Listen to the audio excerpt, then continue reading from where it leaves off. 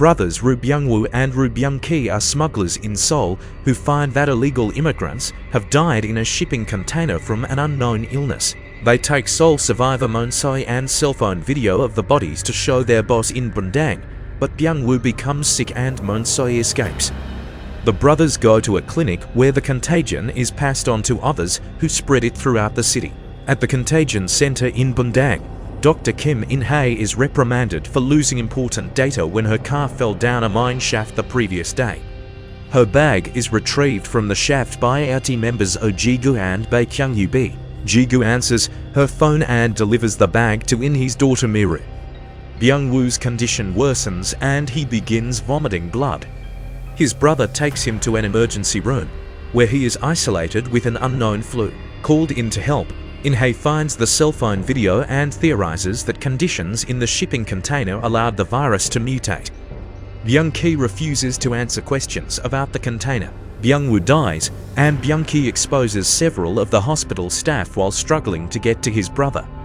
The next day, many more people show pronounced symptoms.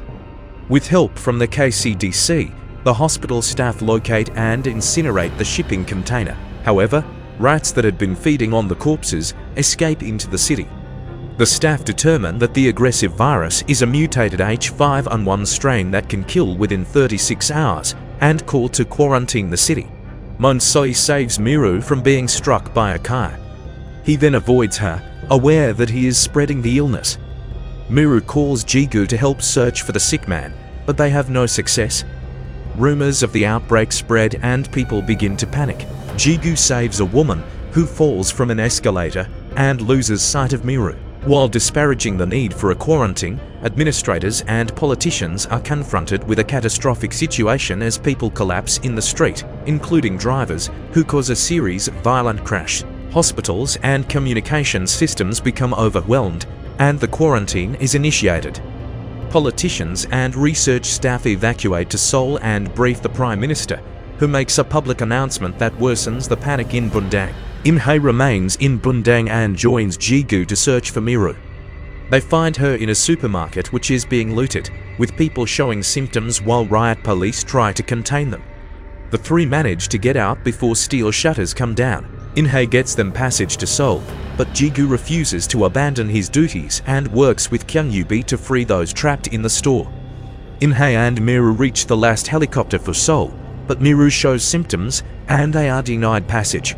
At night, the Bundang quarantine is reinforced by the Republic of Korea Army, Reserve Forces, United States Forces Korea, United States Air Force and the KCDC. The population is moved to a camp outside the Tanshan Sports Complex. Those displaying symptoms are further isolated in an infected quarantine zone beneath the stadium to receive medical treatment, though In-hae knows they have no cure. She slips Miru through the examinations to hide her illness and keeps Miru's mask on so that she won't infect others.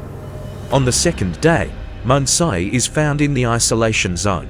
In-hae's proposal to directly inject his antibodies into a patient is overruled, but she secretly begins a transfusion to Miru, whose condition has worsened. Later, Miru's condition is exposed and she is sent to the IQZ. There is unease in the camp due to a communications blackout, difficult living conditions, confrontations with gas mask-wearing guards, sporadic gunfire meant to keep birds from spreading the disease, and rumors that infected people are being killed. Pressure from Leo Snyder of the WHO and politicians force the president to break a promise to release the uninfected after 48 hours, and fights break out. When an infected soldier is fatally shot by an officer, a mob becomes enraged and storms the IQZ. They see Ji-gu rescuing Miru from a pile of bodies that are being burned, and believe the infected are being burned alive. In-hae and the medical staff flee the mob, but Byung-ki kills Moon Soi in a suicidal attack to avenge his brother's death. Miru begins to recover, and Ji-gu takes her towards the highway to meet In-hae. However, Gu-kwon, an infected man who has been inciting unrest, leads the armed mob toward the highway.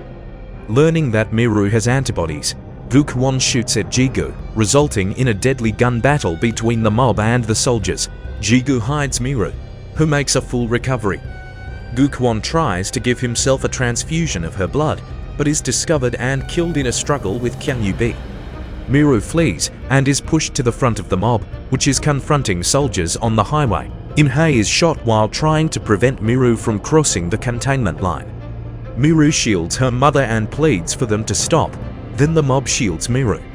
The president orders the soldiers to stand down and forces Snyder to cancel an airstrike. Miru is sent to Seoul to create a vaccine, while medical teams are dispatched to Bundang.